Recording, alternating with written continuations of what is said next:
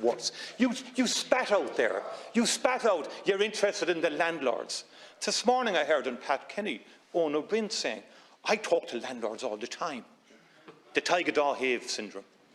You're in here demonising landlords for the last 3 and 4 years. You want them out of the market.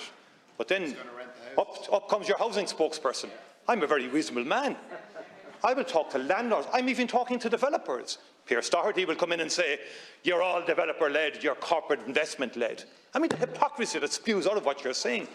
But it has nothing to do with the reality of delivering on the ground. So, listen, please, without interruption. Without interruption from anyone. The bottom line here is, we need supply, supply, supply. That is the fundamental way to deal with this crisis. And in the context of the rental sector, we need to do two things.